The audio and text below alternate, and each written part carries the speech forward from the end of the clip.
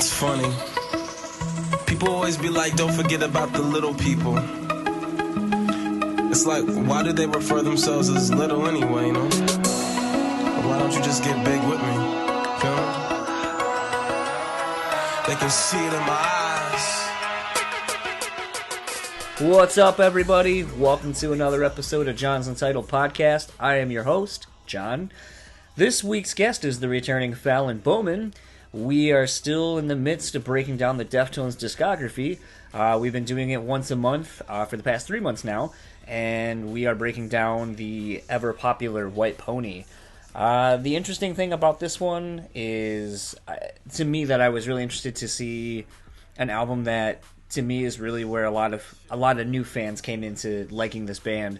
So I'm really interested in, after releasing this discussion, to see what the fans of this podcast and Fallon's fans and so forth that have been super active in engaging conversation with Fallon about what their favorite song is or what their favorite record is or so on and so forth. So I'm really interested to get this episode out and see what the general consensus is as far as what songs people like and what people think of our conversation as a whole, because we definitely have not been on the right side of some people's opinions, thinking that we've chosen the wrong song as the best song or whatever.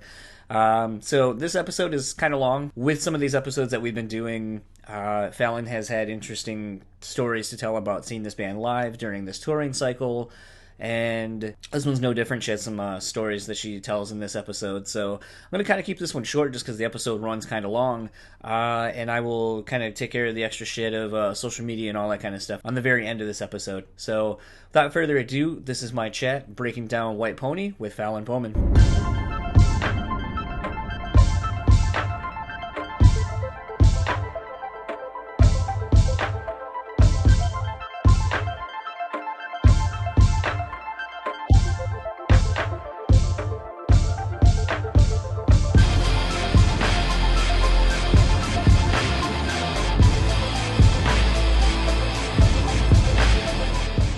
Speaking of going crazy and unique and all that, I was, we can start chatting about White Pony, because we're about 10 minutes talking about crazy shit, but it was funny thinking about this record, because, like, something I really wanted to hit on for me, we've kind of talked about it, like, when these records came out.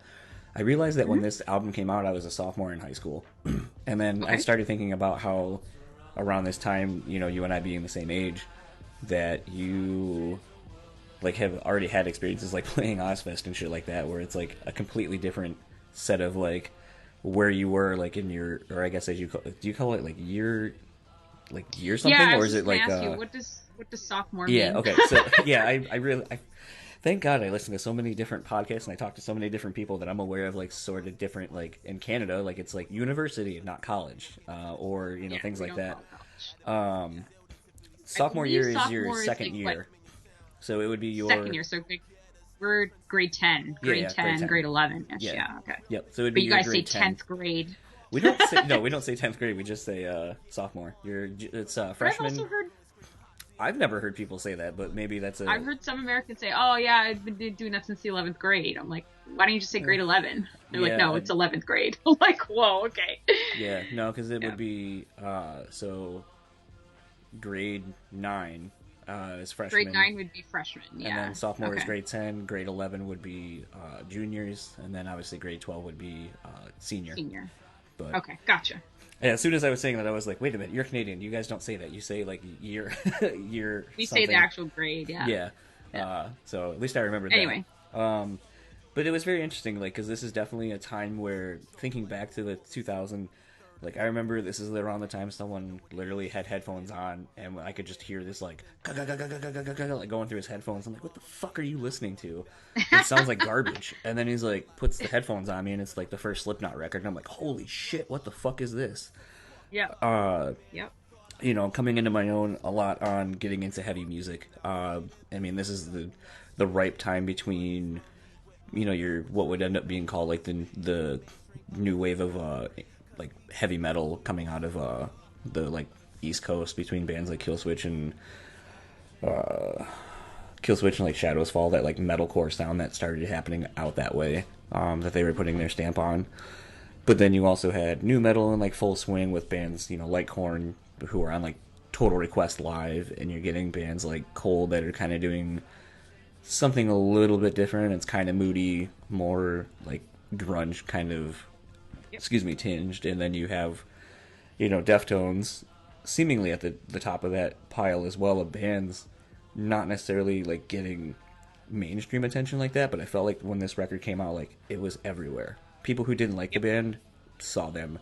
They were on all the tours that people were going to go see. Like, the Family Values tour was still a pretty big package tour around this time.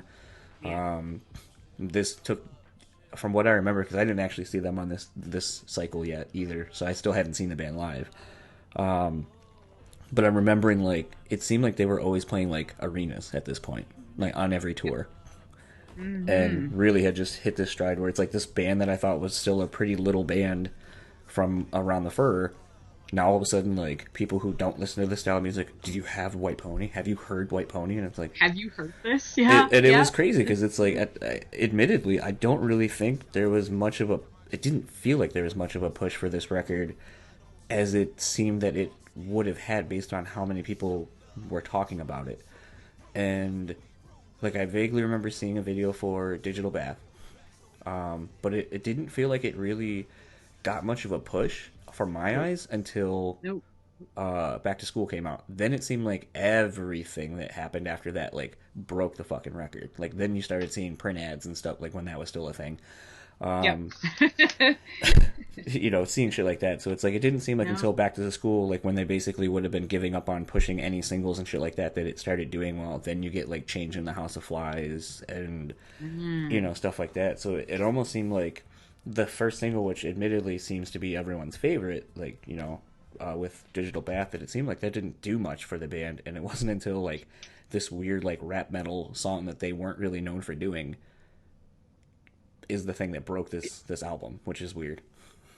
Yeah, and it's funny because I had never heard that song up until relatively recently.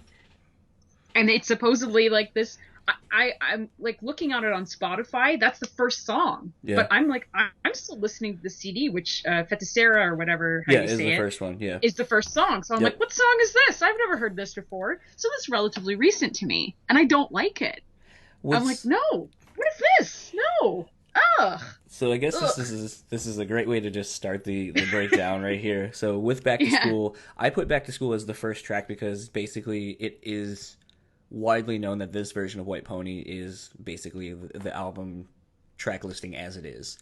Is it really? Okay. Well, here's the thing. I was going to say, because when I got the record, I didn't have, like, and this is the fun thing about this CD in particular, and then a lot of CDs around this time started doing this very same thing. So this CD came out. It did not have Back to School on it. It was a reissue. I think it was the second reissue of the CD, the second printing of the CD. Because with this CD, there was Fetishera, as you were saying, is typically the first song. And I think they released that on a normal, like, white, like the album cover was white. Then there was a blue cover, blue CD variant of the CD. There was a black on black that was numbered. And then there was, I think, even a red one. And they were all, like, had different, like, things special about them. Got ya. But then when they reissued this record with Back to School on it, that was a silver album cover. And, like, I think I have, I think, like, 3 different versions of this CD. Like, I was that asshole who would, like, buy different versions of the CD just because I was like, well, there's something different about it, and I need it. I've since, like, slowly started selling that shit. I have the silver cover. That's all I have. I have Back to School on the Change single. Right. I have the single. Oh my god, the single CD. And there are 3 songs, including Back to School, on it. I just never listened to it. I looked at afterwards. I'm like, what is this Back to School? Mini so then I checked my CD, and I'm like, oh, okay, so it's a song I never listened to. Okay. So yes. as okay, that's a great point. As someone who just recently found this song, what do you say you don't like it, but did you like Pink Maggot to begin with, or were you not really a fan of that song either? No, that was my note. I didn't listen past song 11 So it always ends to you, or for you, the on album. Change. Oh, it's so weird. It's kind of funny that we had similar instances because, like, and I'm jumping way ahead, but like, we're kind of going between these two songs, and the fact that, for those that, if you aren't aware or you've never picked up on the fact that Back to School, aka Mini Maggot, is an extended jam basically of, or a reimagining of Pink Maggot. Um, the notes I have for this was I always loved the balance that the song has for just like the song as a whole. Yep. I definitely didn't think that this helped the Deftones not get tagged with the new metal like vibe, because this basically is indicative of like, oh, you're thinking new metal, you're thinking like POD, like stuff off of like Fundamental Elements Oh, of Southtown, God. or which is still an album I really like, but I mean like the push, like where everyone kind of had that bouncy sort of rappy stuff over rock guitars, stuff like that. It's like this is exactly what people think of when you think of new metal, Yeah. in Yep. name at least. So it's like it didn't help that this, was a song that became so popular. And the funny thing was they were trying to get, the label wanted them to put that on the original pressing of the record, but they weren't done with the song production or like arrangement. So when they reissued it, like then that's when the label was like, we got to push this as a single. It's got to go on the record. It's got to start the record, so on and so forth.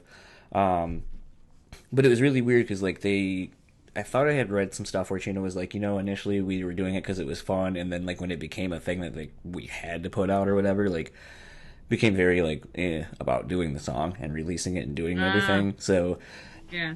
I've always felt like it's a song that they don't necessarily dig, but Right. they play it live, it gets a good reaction. It's a fun track, but it's so weird that like this version of a song, like this song came out of Pink Maggot, because they don't sound anything alike. I don't know how you write the Nope. music to Back to School and then has the idea to be like, oh, like the chorus and the outro to Pink Maggot, I'm gonna throw that and like start writing like kind of rappy hooks over this. Ugh.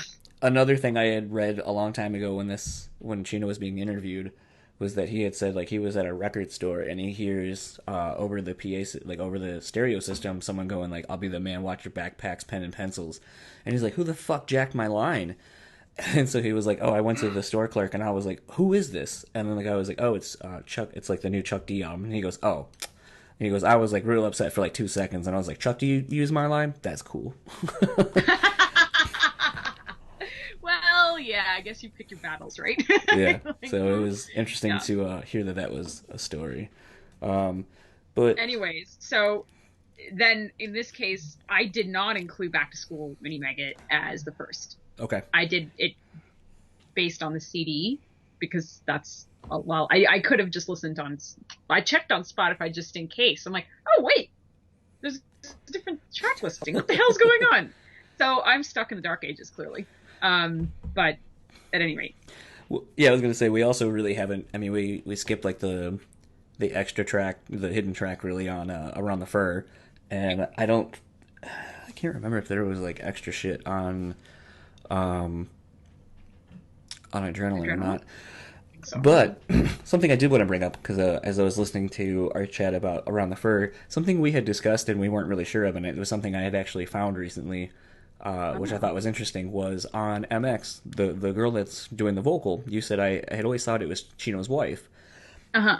Now, in my digging around for that song on YouTube to like download the song off of YouTube and then throw it onto the episode to finish it out, I found a version with like that was like MX Deftones from '97, I think, and it was like with girl who did vocals, and I was like, holy shit! So I clicked on it, and I was like, okay, well, who is this? And I started like scrolling through the comments, and everyone thinks it's Chino's girlfriend or whatever. It's actually Abe's ex-wife. Ah, So okay. the story apparently that I've now found is that was Abe's ex-wife, wife at Abe's the ex-wife. time. I knew it was someone's wife. Yeah. So there is a video of her like coming out like all randomly like and only doing part of her vocal live with Chino like sharing a mic and stuff. It seemed very awkward.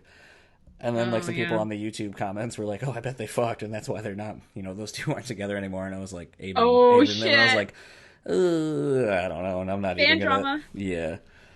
Um, so do you Not have gonna anything else to speculate. add to uh, back to school, or you just kind of like, it is what it is, and I don't really It is acknowledge what his it is. existence?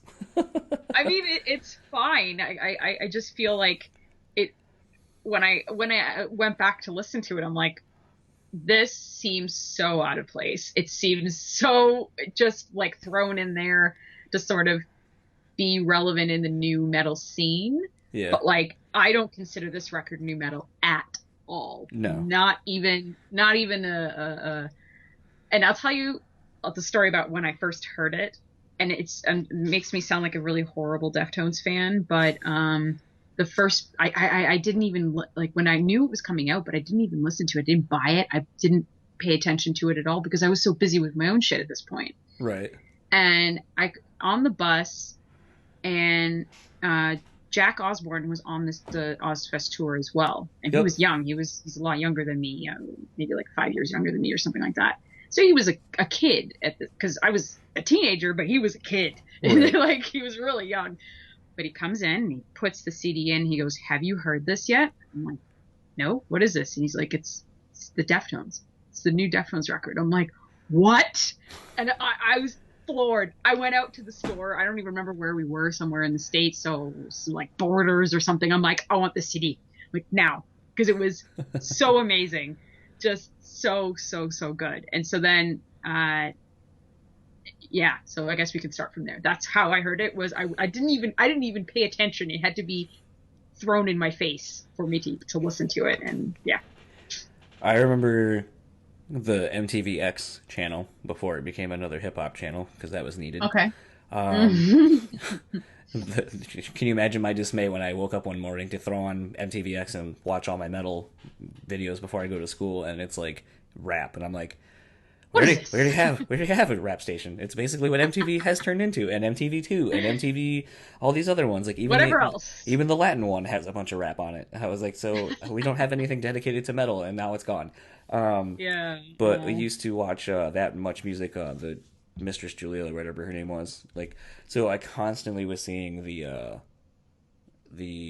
digital bath video and just being so intrigued by it, like, and because I didn't get the video. I was like, why is he like on top of a car, and why is he wearing this like snowboarding shit indoors, and why is Abe playing a children's drum kit, like, why are all these posters blurred out? Like, I was so confused by like so much of it. That I remember I just being feel more intrigued by it, and yeah. then finally, it wasn't until I heard Change where I was like, okay, I gotta go get this record. Um. Actually, I don't remember exactly. I think it was just the opening. Oh I yeah, think it was just the very first song that I'm like, I like it. I don't know what I like about it, but I like it. Of course, I was already a fan to begin with, but it just rekindled my love for them tenfold. Like it was just what I needed to hear, I think, along with Perfect Circle's record, but that's another thing.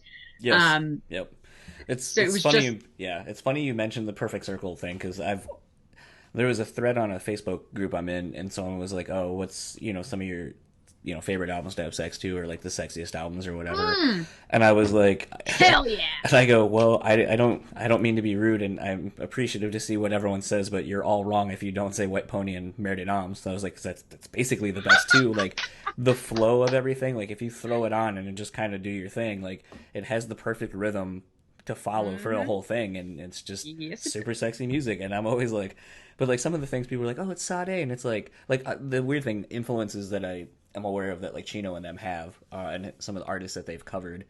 But Yep. it was one of those where like a lot of people were like, I mean, I guess you're not wrong. Like Mare de Noms and White Pony are really good. And I'm like, I fucking know they are.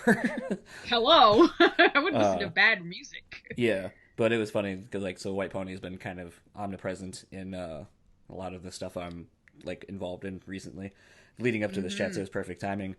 The thing Yep. that I thought was interesting about this song is the a lot of, and we've talked about this before, a lot of artists around the time changing lyrics in the liner notes so that way they didn't have to get the parental advice sticker, so they could get it at like Walmart and stuff like that back when Right. places actually carried CDs and Yeah. you wanted the best first week sales you could get. Yep. So apparently there was always a thing where in the liner notes it says "but I'm drunk," where obviously anyone who's listened to this song or seen the band live knows it's "Fuck, I'm drunk." And Chino was like, "Yeah, some songs I moved some lyrics around so that way we didn't get hit with that sticker." That's funny. So it's interesting to know that like the first song right out the gate on this record, like the lyric has changed and all the controversy that caused so long ago. I also wrote on this Steph's tone. Ugh, just what can we not say that hasn't already been said about it? Um, this is also like straight out the gate. Like I had talked about it when we were discussing a few tracks, like "Be Quiet and Drive" on "Around the Fur." This is like where you really see Steph's tone get that like flangy sound Yeah. to it. Yeah. And it's kind of present on this record off and on, but like it's starting to have what I would start saying is more Steph's tone, like just as it is. Yeah. Now it is defined very clearly. Yeah. This is just an interesting song kind of all around. It's I think this record, and I'll probably end up saying this quite a bit on a lot of the tracks, I feel like this is a song that shows just how different the Deftones are from the first two records they put out, with different things going on, like changing tempos and adding more dynamics to the songs.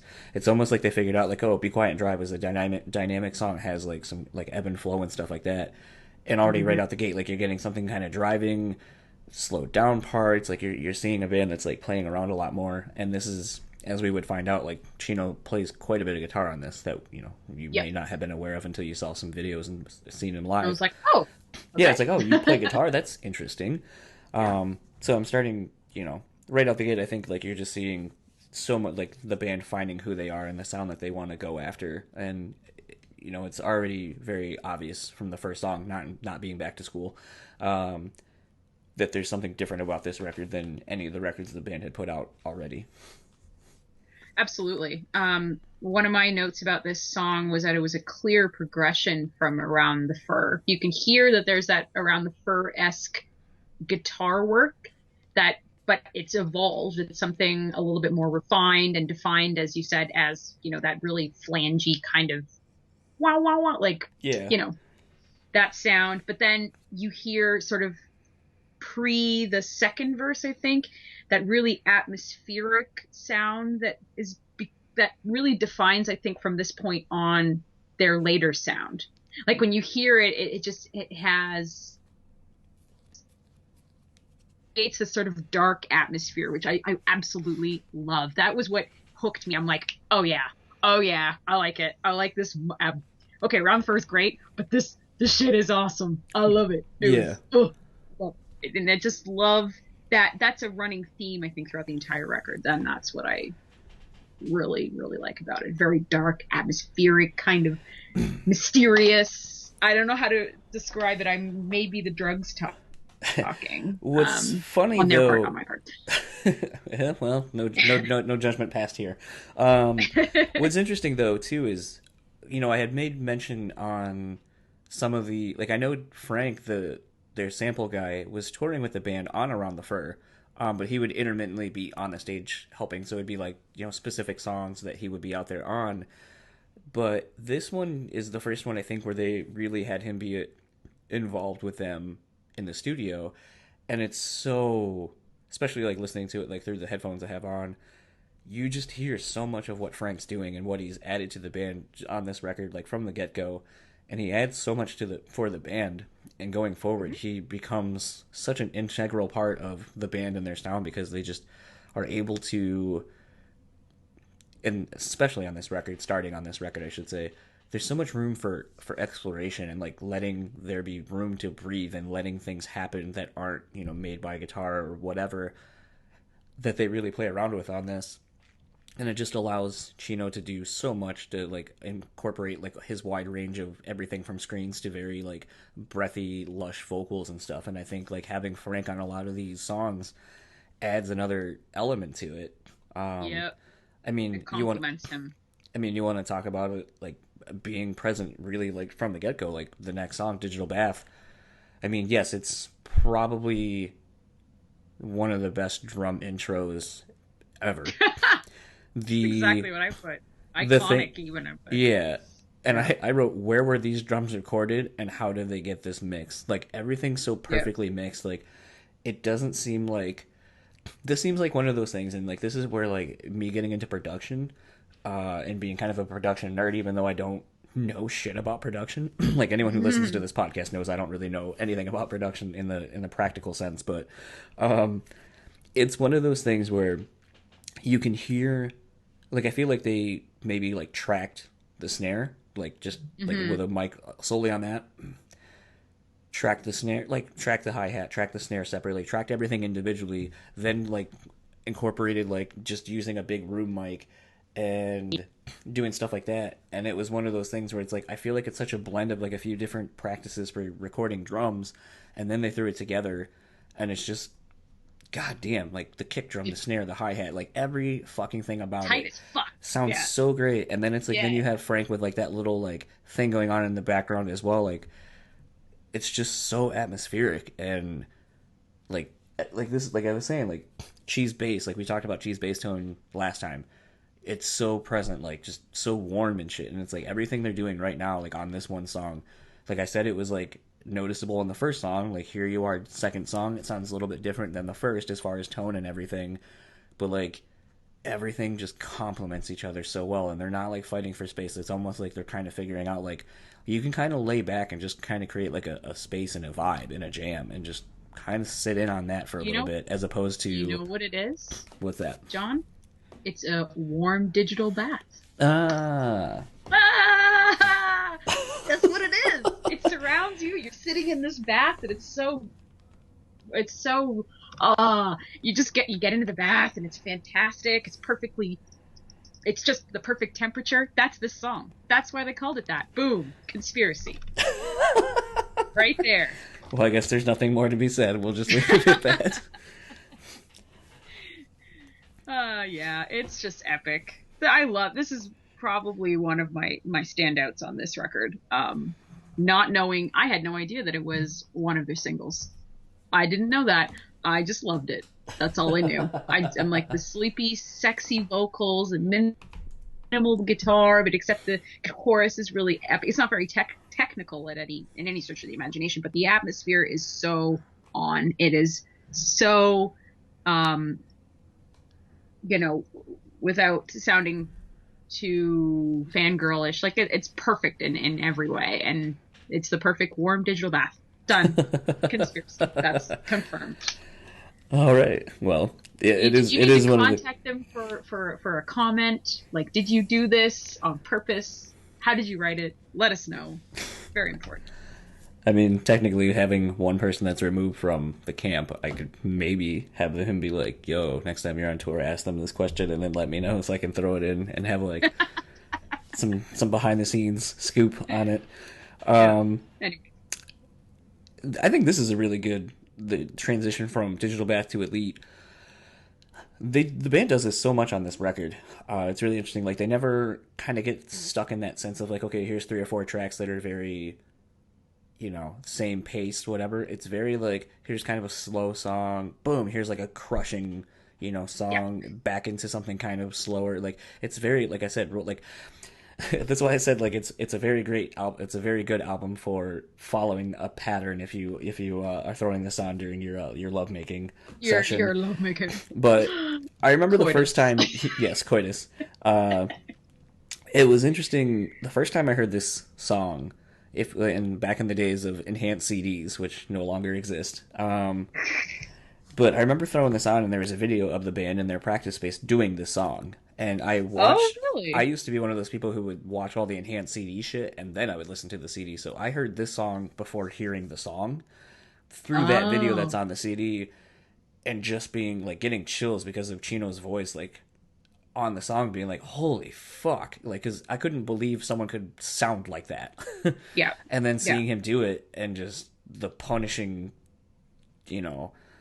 riff. It's just like everything's punishing about this, and Chino's vocals are no exception. And like I said, see that video of him doing it, I was like, I didn't know people could sound like that. Yep. Without it being a studio effect. And then when hearing the song as it is on record, it was just like, holy shit. because now Yeah. everything's a lot cleaner and you can kind of discern the guitars and the vocals and such. I still think that this is this is just an altered head up riff. It's and like knowing how to play head up and knowing how to play this song on a guitar, like I know that I'm right. But the funnier thing too, like as a guitar player, there's sometimes like there's just things that happen on a record that make you just go like that is the part that like you're just like fuck, that's so cool.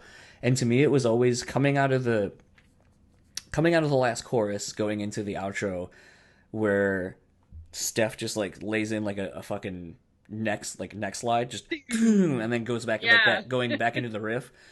If you play this song and you do that and then get right back into that like the hit lead riff, it's so fucking gratifying when you do it. You're just like, there it is. And I don't know why, but it always puts a shit-eating grin on my face. Whenever I hear it, I always get excited and I always smile. Like I'm smiling right now, I'm like thinking about it. Because I just fucking love little nuances like that. Like how you were saying on I think it was on Adrenaline about how you're like, I love that he ended on a harmonic. Like just little nuances like that just make these fucking songs go from like perfect to like how do you just I wish I wrote that. yeah, and all it is just like a pick slide or whatever and you're just like, oh, it's so good. My best friend and I at the time when we heard this song specifically, and I mean this has been from Adrenaline onwards, it's always been an issue with me that I have no idea what the hell Chino was saying. So I'm like, what is he saying? What is he screaming here? And she's like, man, he's screaming something about a chunk. I'm like, a chunk. So for every time I hear the song, I hear when you're ripe, you beat like a chunk. Oh no! I have no idea what that means, but he beats like a chunk, and so I cannot unhear that. It's one of those misheard lyrics, and I've got plenty with Chino. This is one of those misheard lyrics that I laugh hysterically every time I hear the song, and it's not because it's a bad song. It's just because beat like a chunk. Like, what the hell does beat like a chunk mean? Nothing. But yeah, I think it's when you're ripe. You'll bleed out of control. Bleed out of control or something like that, right? Yep. Yeah. And what's funny is I always heard it before I looked at the liner notes. I always heard you'll be out of control when you're ripe. And I was like, okay, like that still works too. But knowing with like the rest of it and like the, you're pregnant, all that kind of shit. Obviously it's you'll bleed out of control and it's kind of, as Chino typically does, very sort of sexualized lyrics and creating kind of an interesting vibe. Yeah. But it's interesting to hear a song that's like so aggressive like this, but then like the lyrics don't really seemingly match the vibe. Yeah, he writes from a very sensitive place. Yeah. He often writes about women. He writes about, it's very, very sexual, which is great. It's just great. But it works in complement to the music, if it's heavy, if it's slow, if it's whatever. So I think I think this whole record, even when you're just saying about the whole lovemaking thing, it makes sense because it is a very sexy record from beginning to end. Aside from Mini Maggot. Excluding that song, it's a very, very atmospheric, sexy record. So it makes sense. But yeah, the Elite, I think, just closing off on that, it's sonically it's crazy heavy, but it's probably also one of my favorite riffs since My Own Summer. But I disagree in the sense that it's basically like Head Up. I think it's just because it's kind of like faster picking. It's just I like it better than Head Up in terms of for sure. Riffage. It's much better. And it's just such a it's so funny because the misheard lyrics have really ruined the song for me in a lot of ways. Like, because I can't stop laughing about this misheard lyric. So it has anyway, it's good. Of course, it's great, but beat like a chunk. Yeah. Anyways. On to RX Queen. Mm-hmm. This is a song I'm just very, very about. which just sucks because it's like the album starts off so good, and then it's like you get to this, and it's just kind of like, kind of lost some of the momentum to me.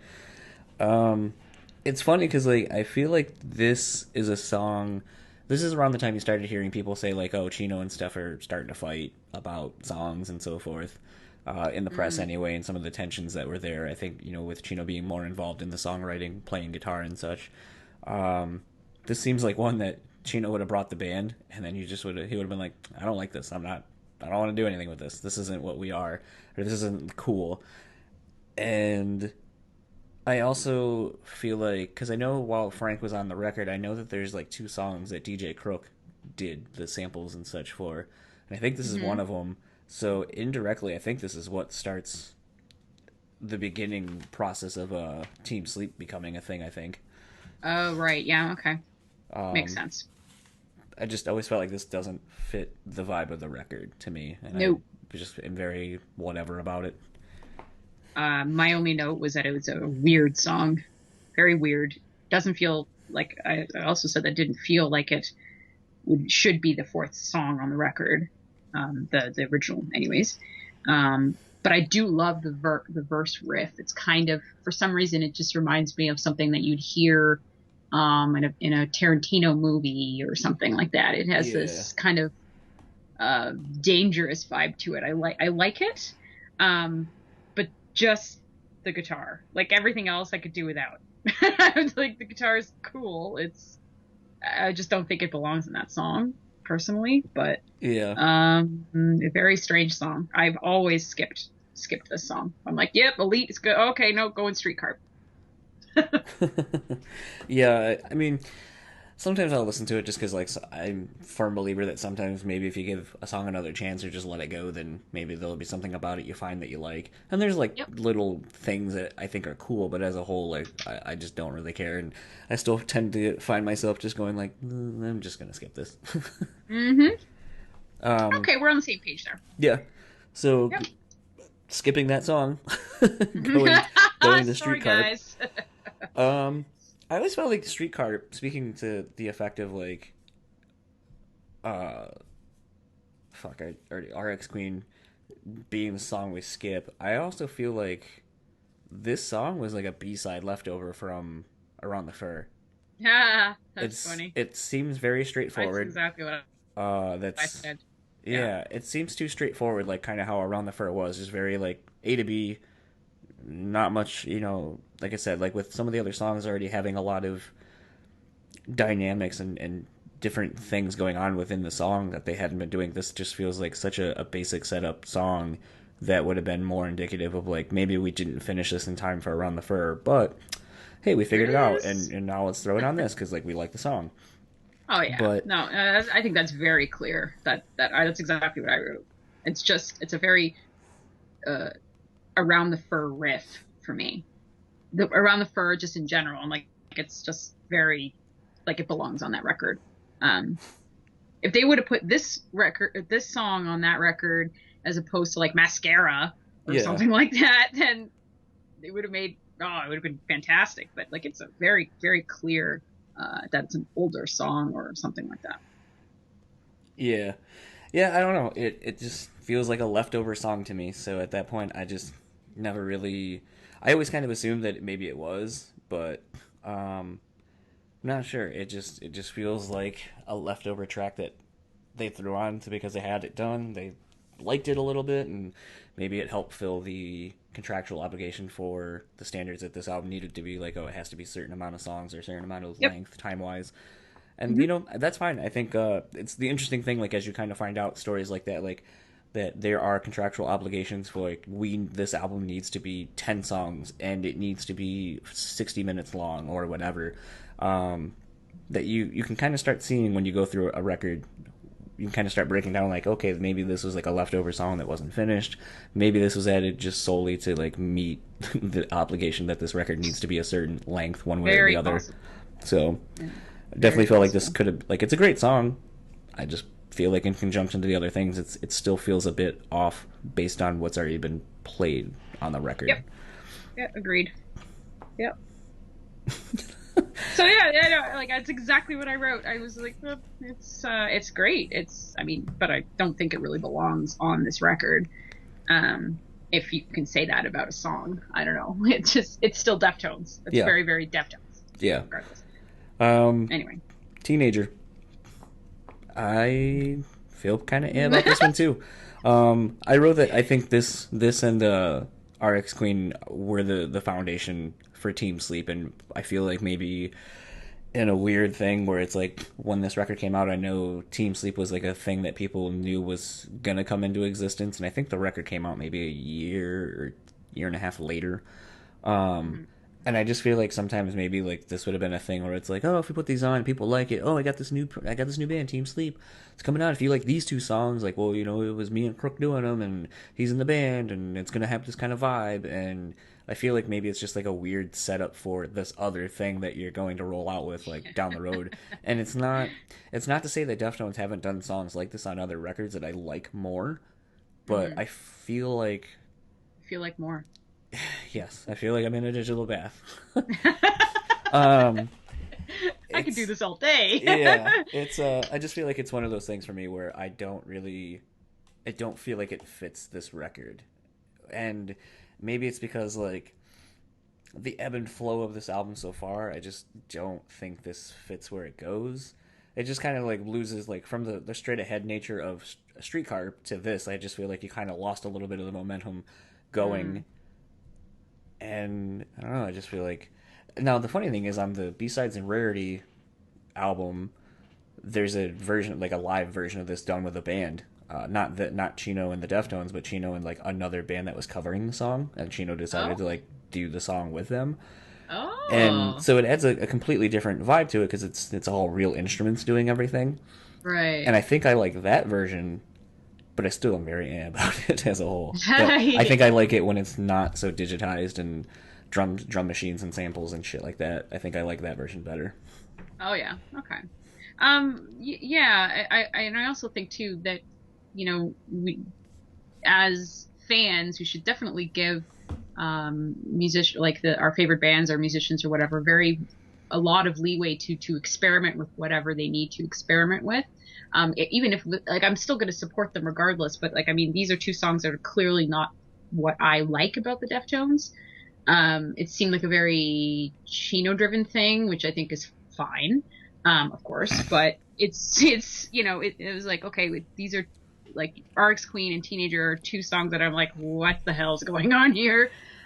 Which I perfectly support, a lot of experimentation because I myself have had to deal with that too, where people are like, what the hell is this? I'm like, can I not do things that are,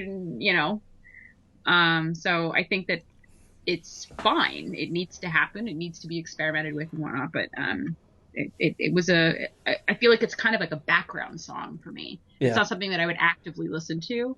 No. There are times where I want to just listen to something that is in the background and like not something that I can, just be there, but it's not on this record. It doesn't make sense. It's like this is a record that I want to eat up 100% and be digitally bathed with. So bathed in, I guess, digitally bathed in, let's say. And I feel like those two songs are kind of not songs that I would want to bathe in. Let's be real. Okay. Songs that maybe you do want to be bathed in. Knife Party. I don't really know that you want to bathe in a knife party, but no, don't want to do that. Don't want to do that. And I always get confused, like, because that there's a band called Knife Party too, right? No, I didn't. There is a band called Knife Party, and I'm like, hey, now which came first? Was it the band or the song? Because now every time I hear Knife Party, I'm like, okay, clearly you couldn't just come up with that. I don't know where you would have come up with something like that unless you are a Deftones fan. So that's one thing that I'm going to actually research, and that was one of the things that I was researching. I'm like, do they know about the Deftones? Did they get that name from them? And anyway, and what did you find? Besides the point, I didn't. That's what I was when you called. I was still looking, so I was like, damn it. But we'll talk about that one in next month, I guess. Yeah. I'll let you go first with this because I feel like the other thing too when I was listening back is like because we have such similar notes, it's usually me just going like on with my notes, and you're like, "Yep, same." Yeah, that's what I said. So, Well, really, just my first note was that about the name being of another band. But I love this song because it's so fucking catchy. It's so like there's just like but bizarre at the same time. You're like, what the hell is he talking about? Like, is it like a fight? Are we talking about a fight here?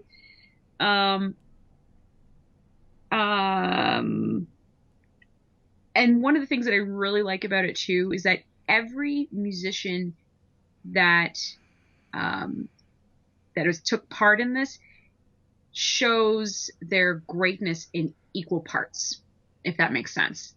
Like it just all comes together in such a perfectly balanced way. But then there's this, and as a side note to that, at the moment, I've been asked to try out for this Pink Floyd tribute band. mm-hmm. And one of the songs they wanted me to do was A Great Gig in the Sky. And when I heard, I'm not a Pink Floyd fan, so I didn't know anything about the song. So when I put it on, I'm like, holy shit, like the Deftones totally ripped this off. It's 100% exactly what is being done in Knife Party. It's like, I was like, okay. So basically there's a woman wailing throughout this entire song, and they've basically done the exact same thing, but like with Chino singing over top of it. I'm like, that to me is exactly the same. And people would probably disagree with me on that one, but it to me is, I every time I'm trying to learn the Pink Floyd song, I end up singing Knife Party instead, or wailing Knife Party instead. So I'm like, damn it, I wish I had heard the first one. Like I wish I'd heard Pink Floyd first. But anyways, I like this song. It's not one of my favorites.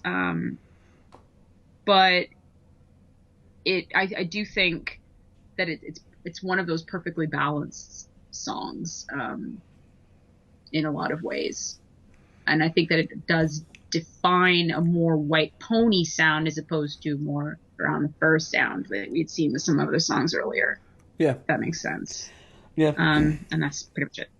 No, it's funny. We have again very similar notes. I wrote, "Love everything about this song.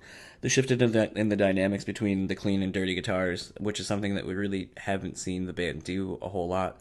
At least like with the same chord progressions, going from like a slightly like dirty like tone to a full on distorted, typical Deftones guitar tone, like guitar attack.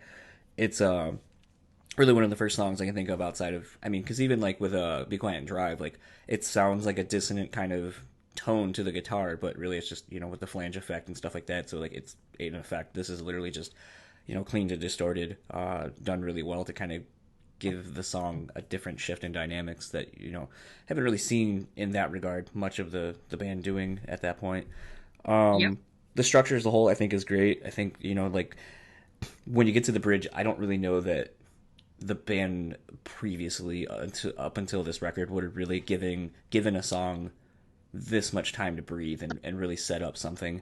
So I mean, I think that kind of goes to show the mature nature of like them in their songwriting and being comfortable to like let something breathe and kind of have its space before like not being like, okay, well that needs to end because we have to have the song be like 3.5 minutes or whatever, this formula.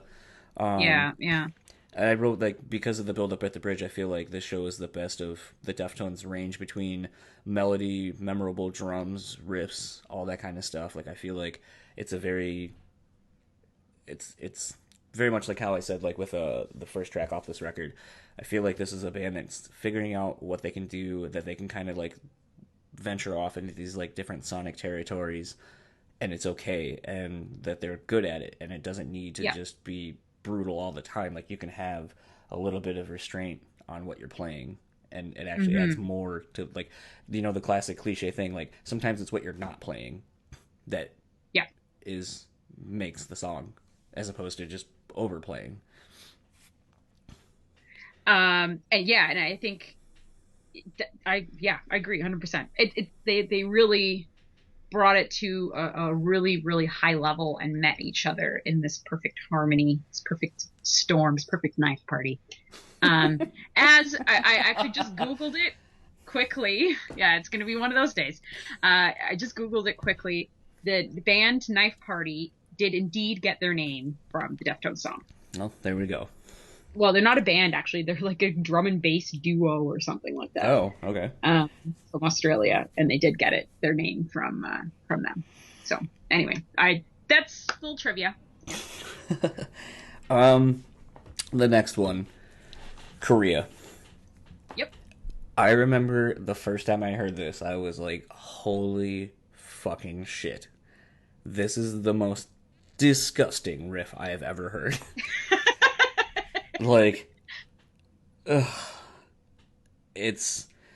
Now, I've seen the band live do this song a couple of times, and I'm still not sure if... Because based on how it sounds, like the tuning of this song, I feel like Steph's using the 7-string, because I know he had started using 7 strings on this record. Mm-hmm. And I feel like this is definitely a 7-string song. Maybe not necessarily in the sense of like what he would start doing with like the 7 and 8 strings, where he's kind of more riding the low A or the low B, whatever they're tuned to when they're in 7 string. Where he just kind of like rides that note as like more of like an extra like bass kind of driven like line. But this riff, just the percussive nature of his riff, to me, like around this time, I know like Steph was like, well, one of the reasons I started playing 7 strings was because of this band Meshuggah, which I had actually seen them around this time because they opened for Tool, and I saw them open for Tool, and I fucking hated Meshuggah when I saw them because I didn't get it. What? Well, I saw them in an arena, and at the time, 8-string guitars weren't as readily available as they've become now, No. and so as such, almost everything that the band was doing, Meshuggah, that is, they like made their own guitars, they, you like made their own pickups and shit because like no one was making those. And they weren't very popular, so the idea of going to like an ESP or an Ibanez or whatever and be like, yo, make me one, would have been so fucking outrageously priced. But the flip side of that was a lot of sound people didn't know how to mix them because it was just, they were tuned so low. And then like, you throw in a bass player. At the time they had a bass player, because there's a stint there where they did not have one. I just remember it being like such a wall of noise that I was like, what the fuck is this? Like, this is garbage. And the singer looks fucking weird, which he still does, but I appreciate it now. Like, it adds a whole dynamic to the band that makes it even, some songs even scarier and creepier. I've actually never seen the singer. Hold on, gotta do it. Because they're from Sweden, right? Yeah, I believe so. Yeah, they're from Sweden, from Umeå. Oh, interesting. Okay, yeah. But yeah, the dude's like super brutal, like bald head, kind of tall, does a lot of like what I call roller coaster motions, like where he like puts his head like hands straight in front of him and just kind of like starts moving like and kind of like arching his back a little bit. So I'm always like, looks like you're riding like an imaginary roller coaster. But the funny thing is, like, I can look back on that album that I saw him on, which I believe was a New Millennium or that was a song on I think they were on Chaos Sphere around that time that I saw him, and I look back now and I'm like, I'm such a huge fan of that band and just what they're able to do with, I mean, like one of their biggest songs is Bleed off of the record Obson, and it's like a fucking like 9 or 10 minute long song, and it's just disgustingly crushing, very much like Korea is. But the thing that I learned being into like, music, I'm not the greatest guitar player in the world, but like I pay attention to shit and I'm always like fascinated by things. That song literally is just that, like the two guitar players holding and like a half bending one note at like, I don't even know, like probably like 220 BPM, just like real slow, like it's amazing when you see them how they play it. You're just like, that's it, that's what you, Jesus Christ, it's all your fucking right hand doing it. Like, that's what's really making the song, is just the attack on the guitars and doing the homework and having like going and listening to Meshuggah and stuff like that, which is, I mean, from this point forward is like one of Steph's like biggest inspirations on like writing riffs. This is one of those songs where it's like, yeah, okay, I can hear the Meshuggah like vibe that you're after on this song. It's just disgustingly heavy. It's a very simple riff, but it's played with just such force and attack that it's just brutal. And Chino on it, like, matches the intensity, and you're just like, Jesus Christ. And sometimes it's like, I wish the band would go down this route more and just get, like, I mean, there's always, like, typically one song from here on out that's just so disgustingly heavy that you're just like, okay, you got it. Oh, yes. But it satisfies your bone crushing guitar needs. So yeah, and I just don't know. It's weird because, like, Steph's, like, side project thing that he does kind of delves into more sonic landscapes like this, like just really crushing riffs and stuff like that. But I don't know, like, sometimes I wonder if the band was just solely like shit like this, if I'd get really bored because there's not the dynamics. So as much as I love shit like this, I think it's because, like, these songs are so far and few between that's what really makes them special. It's just like, oh, I know he makes like really pretty music, but by the way, we can still fucking beat you over the head with some shit too, and we're brutal as fuck. And that's what you like. That's what I like. That's what the great things about the Deftones. But that exact reason that they have so much versatility in their songwriting, and they can throw down, man. They can throw down when they need to. And I love them for that because, it does get boring. I can't listen to, bone crushing guitar over and over every single song. It gets boring. It's super boring for me anyways. And that's one thing I love about them. It's so rare that you have a metal band or quote unquote metal band that's willing to do that and not be afraid of the consequences, because sometimes metalheads can be total friggin' assholes and they're like, oh, it's not heavy. Oh, I can't listen to it. And you're like, really? Okay. Yeah. That was my rant. End rant. Yeah, and I basically said the same thing about Korea. It's heavy as fuck, and it's probably some of the like best chorus work that I've heard since Lotion. Yeah. So it's just it's amazing. Yeah. The last note I wrote on this, and it's really applicable going into Passenger. I wrote that I love the dynamic shift of going from something as kind of like pretty and dynamic as Knife Party into something that's just so straightforward bludgeoning, like, and then going into the weird atmospheric, like the build up in the intro for Passenger. I don't think that's really anything the band had really done. Like I said, the band figured out, like, to kind of start letting spots breathe and let them kind of like come, like, unfold naturally, as opposed to like rushing to get there. And I feel like that's something whenever you listen to a band that's got a long discography and you can see like a progression of change, no pun intended, over the course. Great. Is that I definitely feel like I don't think you would have seen the band take, almost, I think it's like 30-40 seconds to or maybe even almost a minute to set up the song. I definitely don't think you would have seen that on Around the Fur or Adrenaline. I don't think the band knew how to do that, if that makes sense. Yeah. Did you notice that the beginning of the song, though, and sort of talking about that lead up, there's like that psyching up, like it's Chino psyching himself up again. Like at the very beginning of Around the Fur, he did the same thing. It's like this little, like, okay, I'm gonna do this. I love that. I love that. It's like this. One of those nuances, like you were talking about earlier, that you're like, okay, yeah, this song is going to be great because it's like Run the Fur is a great song, and he's psyching himself up to sing it. I love that. Oh my god! Every time I heard it, I'm like, oh, so good. But yeah, just one of those little things that probably no one else cares about, but every time I hear it, it makes me happy. Yeah. I'm going to really nerd out on background information on this song that I've learned over the years. So one of the things, because this song sounds completely different than any song on this record, in approach, in just everything. Like, it has you could almost like time seal this one or like time lock, whatever the fuck word I'm looking for. That this song is definitely unique unto itself compared to the rest of the writing. And something I had read a long time ago, like in a Guitar World, I think, was that Steph was talking about how they had the song, and it sounded pretty similar to how the final version of the song sounds on the record. But he was saying, like, we thought it kind of had like a Tool, it definitely had a Maynard kind of vocal pattern, like it would have had, like that he would be good on it. So when we reached Yeah. out to him, he came to the studio while we were working on it, recording it and stuff like that.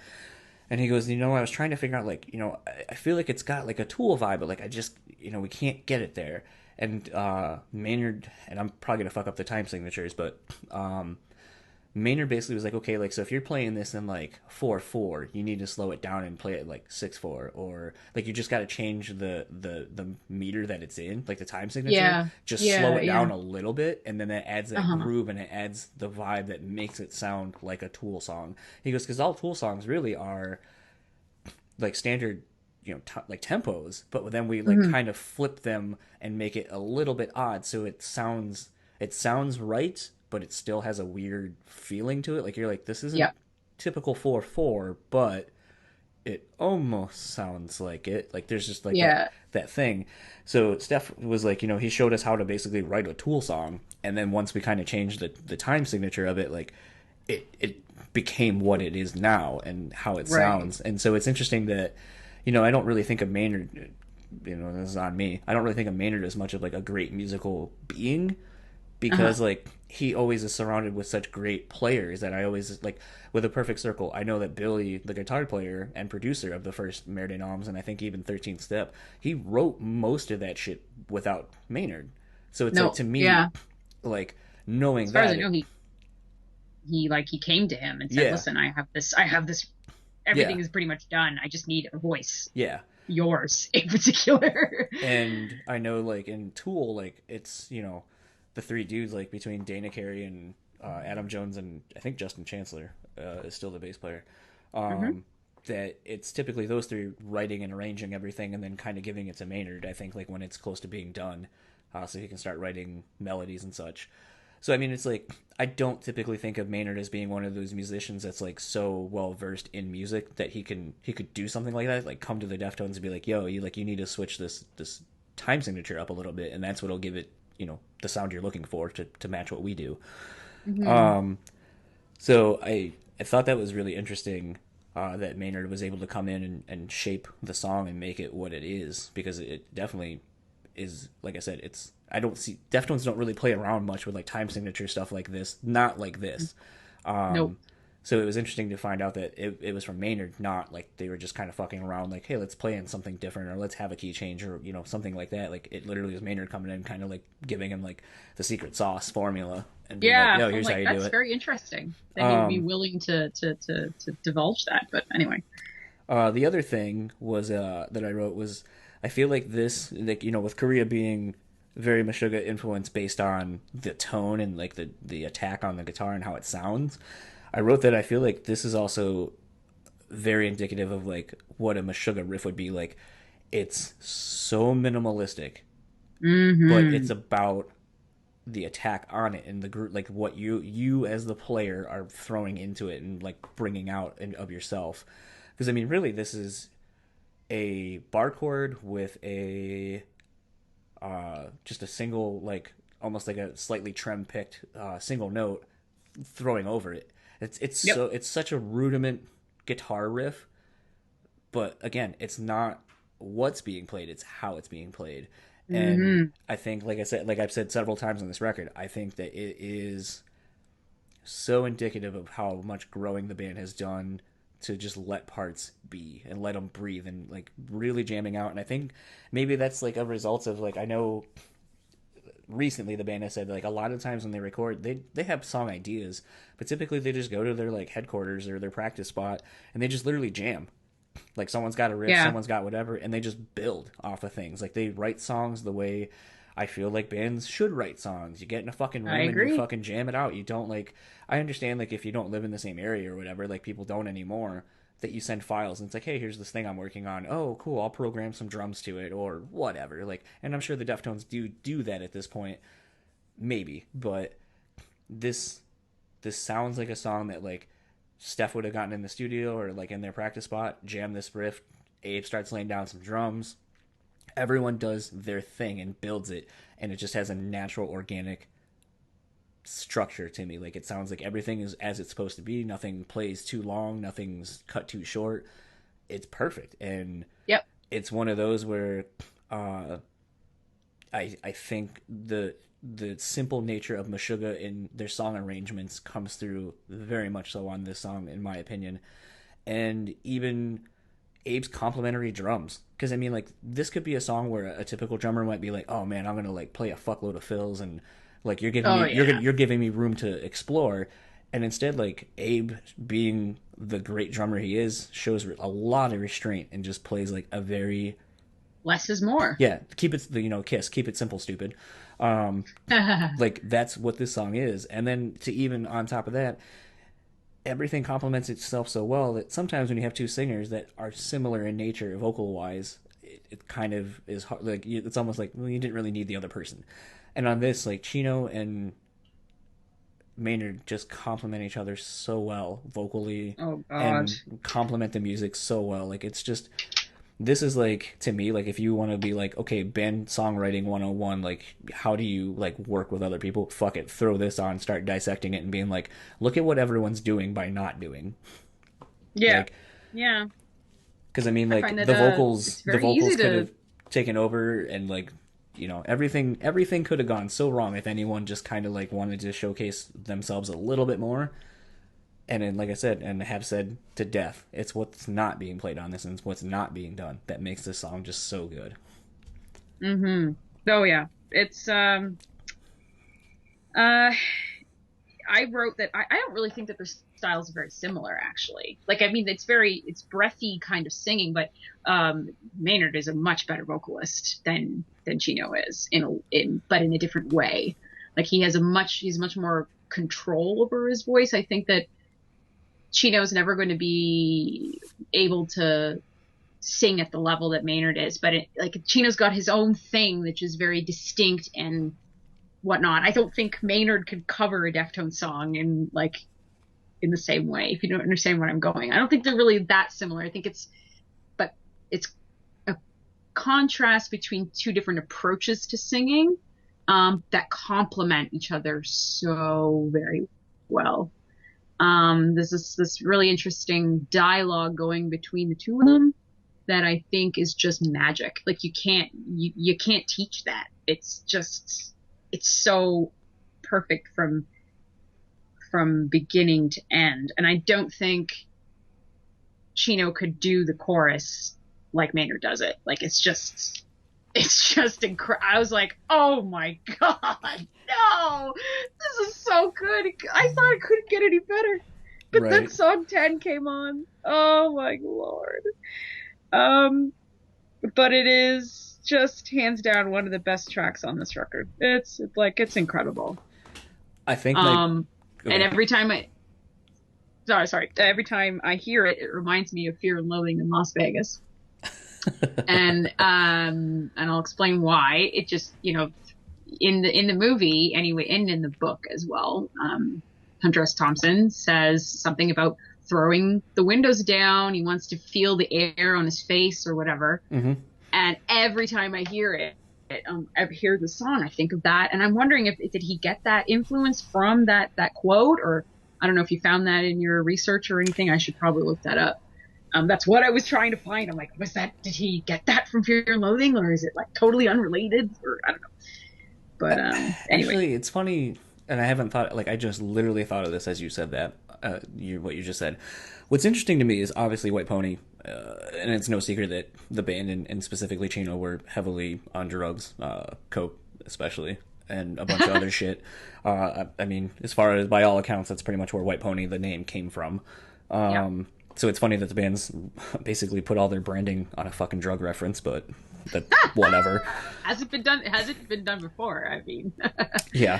But with that being said, like the Hunter S. Thompson thing, no one really knows where, and it's always a speculation between Deftones fans, what lyrics mean between Chino and really with Tool as well. I mean, I remember seeing a DVD of Tool's, or something, an interview with Maynard nonetheless, where he was like, "Oh, I don't do a record if there's not at least one song about anal sex. Like every fucking Oh, record I've ever wow. put out, there's always one song that basically that's what it's about." So then when you kind of like go, and again, he might be fucking with you because I remember, I think What it do you was like around to the do? time Anima came out. They were talking about this whole like this whole concept of, and I'm probably gonna fuck up the pronunciation or how I say it or whatever, but I think I remember it being called like Laramie, Laramie, and it was like Hmm. this whole thing based around like crying, and it was, I don't remember. I just remember like reading about this thing and like some of the sites, like the things that they were like, oh, you could go read, about it on this. And I went and like was reading about it. I'm like, what the fuck is this all about? Like, how does this apply to like this song that he was talking about or whatever that he references? And then like I realized like Maynard and those dudes just like to fucking troll their fans and like send them on a wild goose chase about dumb shit that doesn't exist or has nothing to do with anything, so that you can try to draw allusions to whatever you want. Yeah. And same thing, like Chino has a, I mean, people can talk about whatever they are all they want, but it's funny because taking, like, as you were saying, like, under the microscope of a Hunter S. Thompson thing, with that line, I'm wondering, like, okay, like, when you do drugs and maybe you're a passenger in your own on your own trip, like you get all Hmm. fucked up and you literally like, if you like, I mean, I've taken hallucinogenics and shit, and it's like once you take them, like you're in for the ride, like you till it's done, you're in it.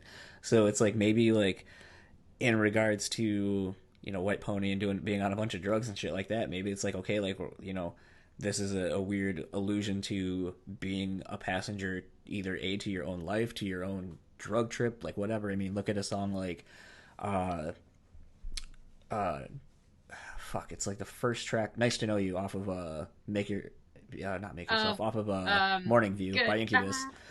It's Oh, like great. that whole song started because Brandon like was laying on his arm and it fell asleep, and then so he was like talking, like the whole song's basically about like the feeling you get, like the pins and cushions you get when you like cut off the circulation to your arm and shit like that. Like that's basically the basis of the song. And it's like, okay, so you made a whole song and you can reference whatever you think it's about, but like when he's like, oh yeah, that's where the inspiration for the song came. So in this regard, it's like, okay, you get two dudes who like I know like to take drugs and shit, especially around this time, and it's like, who's to say maybe that's not what it's about? Or Absolutely. even like the thing like with Fear and Loathing, it's like you have people in the book. I haven't read the book, but at least in the movie, who are sometimes there, sometimes not, Yep. and maybe they are a passenger on your trip as well, even if they're not aware of it, or things like that. So it's like I'm wondering now, like looking at the song in a completely different way that I've never thought of, where it's like, okay, Yeah. maybe it's a weird allusion to being on a drug trip and you're just the passenger Which is for it. essentially what that whole book and movie is about. It's Yeah. just them driving in a car high as fuck on drugs, and just and that's immediately what I thought of when I first heard the song, because I was such a huge fan of that, of Hunter S. Thompson specifically, as well as the movie. I'm like, did they write this about that song? And I would love to ask him. Like, okay, what the hell is it about? Is it about fear and loathing? Is it about drugs? Because clearly it has to be, if just given what we know about their affinity for drugs. Mm-hmm. So, I don't know. I'll I'll speaking the last comment on this song, and it doesn't have anything, excuse me, to do with this song on the record. It's the song as a live staple. mhm. I fucking hate that he grabs so many people to do Maynard's part in a live setting, and almost everybody doesn't know the parts, doesn't know the lyric. Like if you look up Haley Williams from Paramore doing it, it's cringeworthy. What? She Yeah, did it? he's Really? done it. Yeah, he's done it with Haley from Paramore. He's done it with Tim from Rise Against on this tour a couple times. Um, there's so many videos of them doing this song with like other vocalists doing Maynard's part, and it's always like, ugh, please stop. Like You're I, ruining it. it really does. It really ruins Oh, it I'm for me. sorry to hear that. So I'm ready for that to be like, if it means you don't play this song anymore live, like fucking do that. Then I would rather not have people who don't sound like Maynard in any way, shape, or form, don't seemingly know the song or where the vocals are supposed to go. It just everything about Oh, it's like, you can what just a stop then. shame. Yeah. What a shame. I've never seen them perform it live, to be honest, and I've seen them now 5 times, 4 or 5 times. Sorry, I've seen them 3 times since White Pony came out. Never seen them play it, which is unfortunate. But yeah, I feel like that's something like you need to have a really skilled singer to be able to sing that like properly. Can't just be anybody. And Haley Williams is a great singer, Yeah. but like it needs to be. She didn't have the Yeah. mature. To me, she didn't have the mature sounding Sure. vocal to do Yeah, it. It like- sounded too kiddie. Yeah, she's a very high register, so I don't understand how that would have worked. But Yeah, because it was- he's got a very strong Yes. voice. Yeah. Her voice is strong too, but in a different way. But anyway, Yeah. So going into what I would like to see them do with this song, going into Change. mm-hmm. Change having other singers sing that by not doing that anymore. This is one of those, and I feel like this is something that a lot of people that are maybe, I'll just say 10 years just to be safe. I feel like this is something that people 10 years younger than us won't really get. This song is so heavily wrapped up in the video to me. Like the heavily saturated colors of greens on the wall, the sun shining through the cross in the background during the bridge of this song, like just the iconic imagery of this video is so ingrained in my head when I hear this. Like I can't, like I'm closing my eyes, like I can see everything in this video, like the weird masks at the party, it's so ingrained with this song. And it's so weird because those visuals complement the song really well, but in a way they don't, because I don't think of, like, I do kind of think, like, I wrote that this is a very slow and sexy song. It's very moody, huge bass lines, and Frank again adding a blanket of sounds to really make you feel lulled into a safeness before a chorus that just punches you. And it's it was really weird when I was writing that and I was listening to the song before I called you for this. I've never done heroin ever. I never will. It like and follow me with this for a second. And it's very weird. Right. It's very weird that I had this thought to myself, and we were talking about Hunter S. Thompson and a bunch of drugs and the White Pony and all that kind of stuff. So I thought it really ties in, but it was a weird thought I had, where biographies are like one of my favorite like genres of books to read. So, and typically music biographies and such. So I have a lot of cautionary tales sitting on my bookshelf to my left with people who, like the Heroin Diaries and, a bunch of other books about people who did heroin and the experiences of them, like talking about what it feels like. And what's really weird, and I don't know if Chino ever has done heroin. I don't know if that was like a drug of choice for anyone in the band. I haven't really ever heard of anything like that. But what's really weird is like everyone always talks about like there's like kind of the sharp pain of like if you're obviously shooting up heroin of the needle, but then like everyone talks about how warm and how like just secure you feel, like being like embraced by like like your parents or whatever, like a mother's embrace. Like it's a warm, calming sensation. And then like sometimes you'll have like bad trips or whatever, and then like it's a sudden jolt, like holy shit, like. And what was weird is I feel like, I feel like that's kind of what changes in a music. It's like musical heroin, sort of like it's very slow and calming. And then like Frank adds like those like dissonant sound, like the ethereal sounds in the background. Then the bass line comes in and the drum's not super like aggressive. It's very calming and everything just feels good and puts you into this like false sense of like security or whatever. But then when the chorus hits, like, it's kind of abrupt and it kind of hits in a different way than I think a lot of the other songs do. And it was really weird. I was just like, I feel like maybe that like when I think about it, it's like that's kind of how I feel like people have referred to like what heroin feels like for them when they do it. And so it was a really weird thing where I was like, oh, it's kind of weird. I feel like maybe this is like the same vibe I would get. Like maybe this is what musically heroin feels like. I don't know. It was a really fucking weird feeling or weird thought. And as I was listening to it, that's just something I kept latching onto. I was like, this is weird. Why am I thinking about this? Why am I thinking more about drugs? Yeah, I guess. I don't know. That's a very interesting observation. This this is related, I swear to God. But I happened to turn on CBC radio, which is like the sort of federal radio station here. Yeah. And they had a musicologist or music scientist or something like that who was breaking down Justin Timberlake's songs. Okay. And Justin apparently is very good at making his lyrics fit the musical sort of ups and downs, musical dynamics of this, like complementing them. So when he says things like move or jump or whatever, the music will complement that. And I find that Chino does the same as well, especially with the fact that he's talking about change and things kind of about to change each time. Like it's interesting, especially when he's like, I watch a change in you, and it's like this punch in your face when you're listening. You're like, whoa, okay. So I can't remember exactly what the term for that in musicology is or whatever it's called. But it's like lyrical accenting or something like that. And he's a master at doing that. And I never noticed it until I heard this podcast of this musicologist talking about Justin Timberlake and his songs. And I'm like, every time now I listen to a Justin Timberlake song, I hear it. I'm like, oh wow, he's consciously doing, or maybe not consciously, I don't know. He's consciously changing the music, like his lyrics to fit the peaks and valleys of his songs. And it's brilliant. I was like, oh my God, that's great. And then I realized that the Deftones do it too. And especially in this song. So. Well, okay. Speaking to that, it's not something I've noticed per se, but it was a comment I was going to make on this song.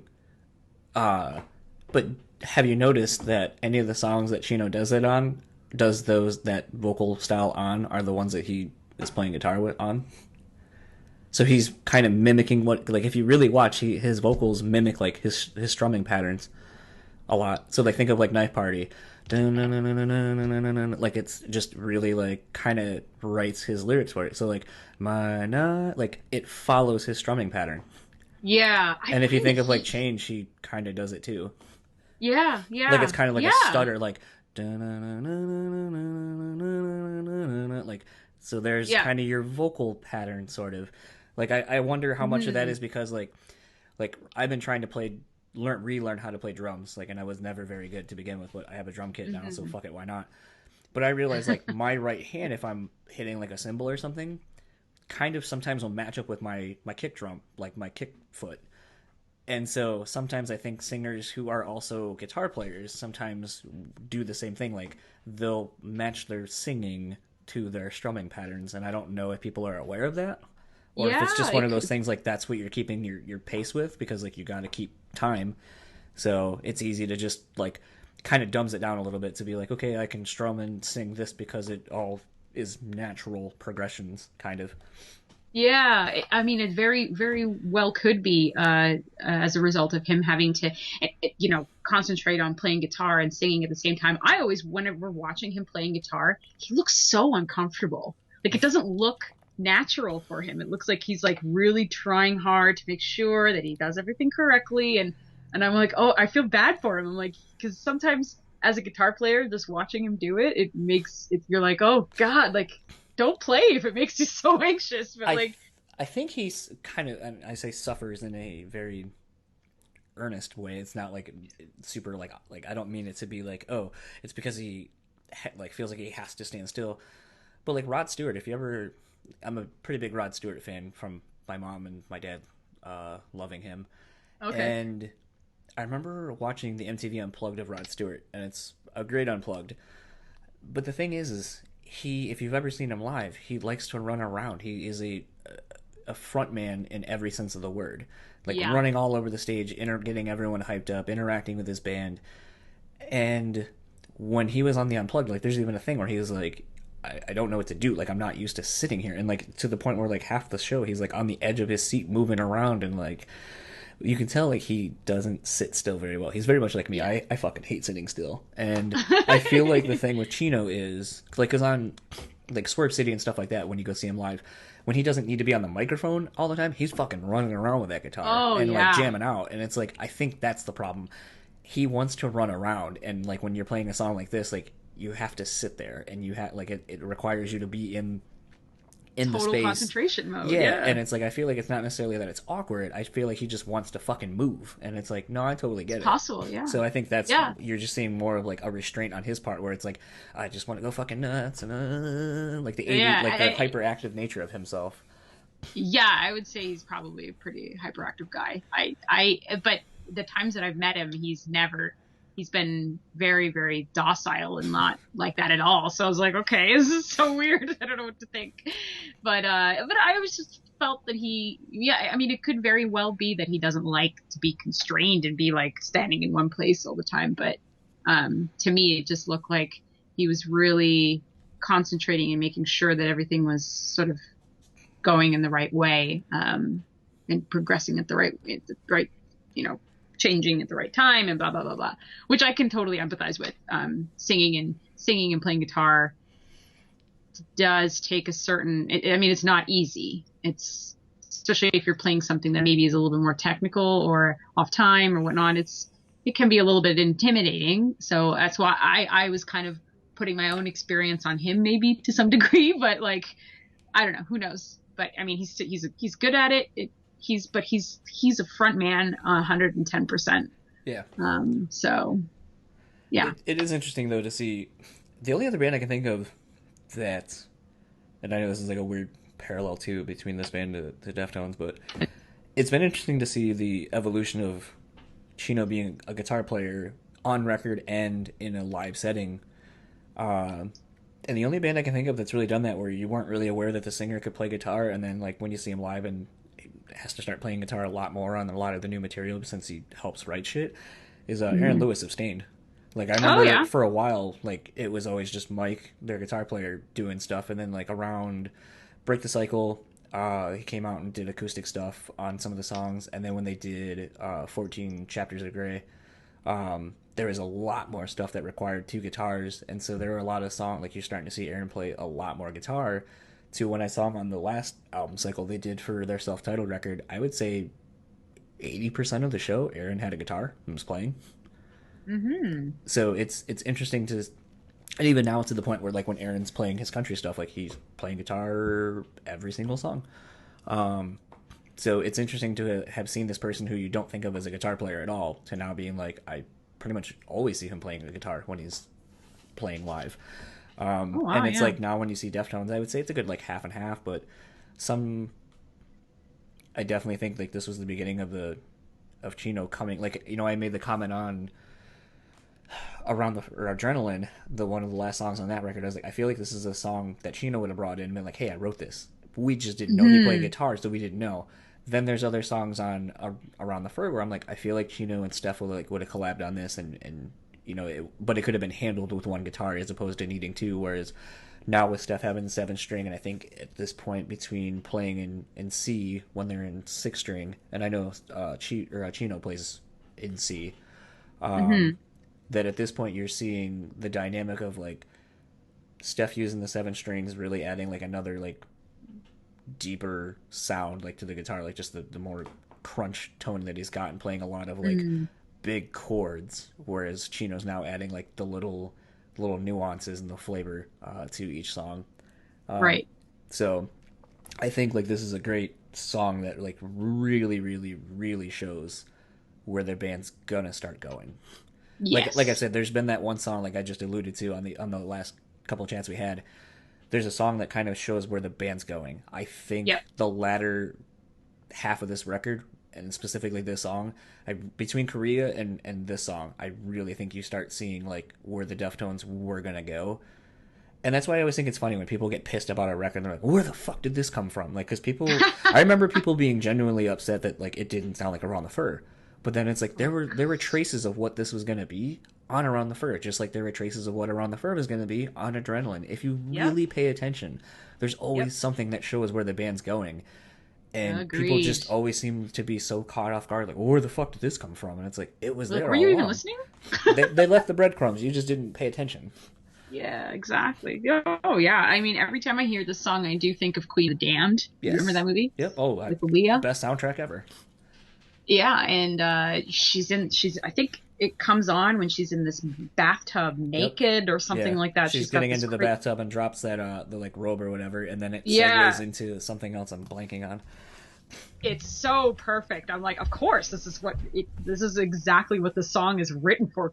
It's like scenes like this, highly charged, sensual kind of dreamy, like drug-like state, very much like you said. You know, and of course, this song is 110% showing what is to come for them later on. I wholeheartedly agree with that. It's very, very, very, very good. And then the last song, Pink Maggot. So, what's funny about this is like when I first got this record before Back to School was even, an extra track that was released. This song always, with how great Changing the House of Flies was, whatever. This one always kind of caught me. It's a good song, but I always felt very about it, and I felt like it just lost. Like, the one negative I do kind of have about this record, in the sense that I love the dynamics of like heavy songs to slower songs to whatever, and showing a lot of range. I feel like the track listing of this was kind of really wonky, like, because sometimes it's like you get something that's so good, like Change really should have probably been the album closer, and then you get this and it just kind of hangs around a while, like to get going, and then it kind of is going, but doesn't really feel like it's going anywhere. It just feels like a jam, like everyone would have had, like, like you start off with like either it's like the last song of the day you're just kind of jamming on, or like the first thing, like everyone's kind of like hung over or whatever, you're jamming on this like little kind of sleepy thing, and it Yeah. doesn't really go anywhere. But actually, I think there was the song off of Adrenaline. I forget the song title, where I was like, it feels like an idea that just never was finalized, and then it was like, meh. Yeah. This feels There like we that to go. me. Yeah, this feels like that to me. Where Yeah. it's like, I don't hate it. It's not bad, but it's like you could tell like it's very simple in arrangement. The lyrics are very minimal at best. I mean, just repeating the same thing over and over and over and over again, and then it really has nothing to do with anything, like lyrically. Uh, so it's one of those where it's like I've kind of grown to like it more, just because like of how different it is from everything, and what a weird choice to end the record on. Yeah. But then I sometimes keep coming back to, like, as I said earlier, how the fuck did you choose to start writing another song and then to be like, oh, that song we put, like Pink Maggot, like, oh, I'm just gonna repurpose these lyrics and just throw them on. You're like, I guess that's a thing you could do, but why? So it's just a very weird song to me, like, as a whole. Like, it doesn't not fit, I guess, because there's songs like Teenager and RX Queen, which kind of are in the same headspace. Yep. But as a whole, like, I'm just kind of like, I don't know what this is. It just feels like a 65% done song idea, and then someone was like, hey, what do you think of this song? Oh, that's great, throw it on there. Okay. Like, Sure, let's do it. we just pulled one over on somebody. Yeah. Like I said earlier, I never listened past Change. Like, I heard it. If it did come on, it was because I forgot to turn the CD off. So, Okay. it doesn't mean I hate it. It was just like I had very clear choices about what I liked about this record, and it just wasn't part of that landscape. So, I respect them tremendously and all the different avenues that they've taken. But there's just your favorites on a record, and when you put it on, you skip to the ones you like, that grab you right away. This song may appeal to other people in a different way, that works for them, but for me, it's just not one of those standout tracks. Yeah, I don't know. It's just I mean, like, with some of these, like, songs and with the arrangements and stuff, like, you can kind of tell, like, okay, Chino, his influences in this and so forth come through, like, your Morrissey influences, your, Joy Division, your, kind of new wave synth pop kind of shit, like, influences are coming through, whether it be the vocals or the song or whatever. With this, it's like, I don't know what the fuck this was. I don't know who I don't know who brought this to the band. Like, there's not really any direction that makes me go like thumb on the pulse, like, or finger on the pulse. Oh, this is a Chino song. Totally. Yeah. I don't know who the fuck brought this to whoever. Like I said, this just seems like something someone, like, is fucking around with something. Someone slightly adds something to it. Everyone's like, this is something. it's like, having been in a lot of practice spaces and stuff like that and watching people write together, there's that thing where someone's just, like as you're getting ready to start a practice, someone is jamming something, or maybe the drummer's fucking around with something, and like you just kind of all try to lock in on something just to kind of get like the creative vibe going. But it's like, that thing where people are like, it's just kind of the go-to jam, like, oh, all right, like let's, figure out if your amp sounds good and everything's in tune or whatever. Hey, you make sure like your drums are, if you got like whatever. It just seems like that thing people do in practice, like to start a practice. And then it's like, maybe it'll be that thing where it's like if it starts getting a little further developed, it's like, okay, put it on the board. It's, with a working title, whatever, here we go. And then you just kind of jam it out. But it always seems like that. It seems to me like one of those songs where it's like, it's that thing everyone's been jamming for like 5 years that never will turn into anything. But you just have it. And to me, that's what this is. It's just like this thing where I'm always like, where is this going? Why is this like I said, the lyrics are just so nonsensical. You just keep repeating because back in school, like it's like, what does the school part have to do with the beginning like verses or whatever? Like none of it makes any fucking sense. And then it's like by the time you get to back to school, it's like, okay, well at least you sort of tied like the school aspect of it between like the chorus to some of the verses. But the fact it came from this, it's like, how, like I still just have no fucking clue like where this came from, and then how they thought to turn it into something completely different. It's like, god damn, I don't get it. It's a mind fuck for me, and it always has been. And when talking to people, like some people like are like, that's one of my favorite songs on the record. I'm like, that is one of your favorite songs on the record? Like how? Explain it to me. Please, I don't get it. Love to know. Yeah. So, but again, like I said, I'm always super respectful of musicians and their need to try it, just like mess with something. But at the same time, you have these filler songs, which I also understand. Like you said, it's just these songs that you jammed out or whatever, and you think, okay, yeah, it's not going to be one of our standout tracks, but it's something that we've created that may appeal to somebody, and it apparently has appealed to someone. Yeah. At least that you know of. Yeah. So they've accomplished their job. They've made something, they've created something that's connected to somebody. So I think it has its merits in that it's done its job, but at the same time it's not why me and you are going to rush out and buy the record. No. And if there's a record of this, I would definitely not go buy it. Oh, yeah, like, okay, really? You're gonna imagine if they released that as a single? It's like, what? I mean, indirectly they did. What's that? I said indirectly they did. Yeah, I guess that's true, yeah. Like, and it made people buy the whole record. Yeah, and I'm like, so I guess what do we know? Doesn't make sense to me. Even the repurposing, and just, I think they opened the show with that song. Yeah, they did. No, actually, it was, Head Up was the first, well, are you talking about on this tour or the tour we just saw? On this tour, I think, the tours that I just, the one that I saw on the 11th. No, they opened with Head Up. Then I think this was the second or third song in the set. Second or third song or something like yeah. But still right in the beginning though. Yeah. Yeah, they played it at the beginning. I'm like, what is this now? Okay. Yeah. Okay. Yeah. I'll give you that. So that is White Pony. Yeah, that is White Pony. Go ahead. Sorry, go ahead. I was to say, this is the fun part where we try to pick a unanimous song. This is very difficult for me. I'm on the fence between two songs. Okay, and me too. It'll be interesting to see if the two songs are the same. Okay, so, you want to say the two songs and see? Yeah. Okay.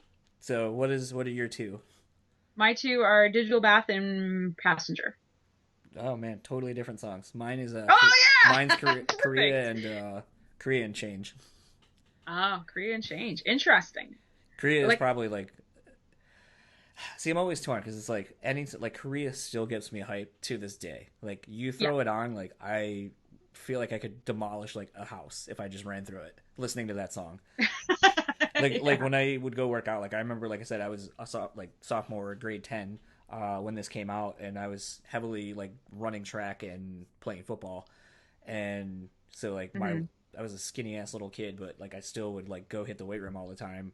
And this is like one of those like Korea is like one of those songs like you throw it on during like squats or like leg day or whatever. You just like fucking get a good workout going, and it just gets you hyped. And Change Yep. is the exact opposite. Like I said, Change is one of those things where I feel like the heaviness and like I'm a sucker for heavy, catchy like heavy songs. Yep. Give me a heavy song with a hook, like I'm fucking sold. Yeah. And to me, that this is the definitive song off of this record that is like that, where it's just heavy and it's got a great hook. It's hummable, like it's everything great about the Deftones, like, and showcases every single person in the band. Like the DJ gets to have some like time like with his samples and such, and Chino's breathy vocals, and the really like nice light guitar playing before Steph comes in with the huge like bar chords and such like that, and Abe's drumming is really good and all of that. So I think I guess you say that about almost all the songs that we've talked about that stand out in that way. You can say that about all of them. You can yes, say that they have this convergence of all of the things that make them great as musicians. yeah, So, but again, I agree with you because it's impossible to say like this song is better than this other one for this reason. Like they're just out of the ones that we've liked, have responded to positively. It's very difficult to make that distinction that it's like this song is the best on this record. It's impossible to me. It's impossible. Like every single one, aside from 3, are incredible yeah. works of art in a lot of ways. And I agree 110% with you with Korea and Change. Like But Korea is the only song that my boyfriend likes. see, and He doesn't like the Deftones. He's like, Korea is a great song. the thing I think though for me about those two is, and to a degree with your two picks as well, I think it shows the extreme ends. It's like one's kind of more like heavy, and if you're like a metal fan, like a metal fan, it's like that's the song for you. If you like Yep. more prettier stuff that they do, like that's the other end. And so it's like, to me, it's like that's why I'm like on the fence. It's like, well, over here in like bludgeoning world where like people are getting stabbed to death and shit, it's like, okay, here's Korea, and that's the soundtrack to like just brutalizing everybody around you. Yeah. Or Yeah. here's like the lush fields of like changing the House of Flies, where you're like, all right, like things are cooler over here and I can like vibe out. It's like it's really dependent on like what kind of vibe you're going for. And to me it's like, Yeah. if like the two songs were put together somehow, like I don't know, like that's why to me I it really depends on like the vibe I'm trying to go for, because like I said, I'm on either end of the spectrum on these two, so that's why it's kind of hard to like definitively say. But I feel like I would lean more toward Change, just because of it sets up a lot of the other stuff I really like on other records, and this was Right. kind of the foundation for that.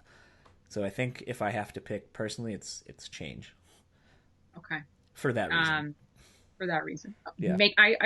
Makes perfect sense. Like I can't disagree with you on it. Like it's so sonically perfect in a lot of ways. But for me, for some reason, Digital Bath for me, I think would be my pick. Both singles, Yes. coincidentally, Yep. but just Digital Bath speaks to me in some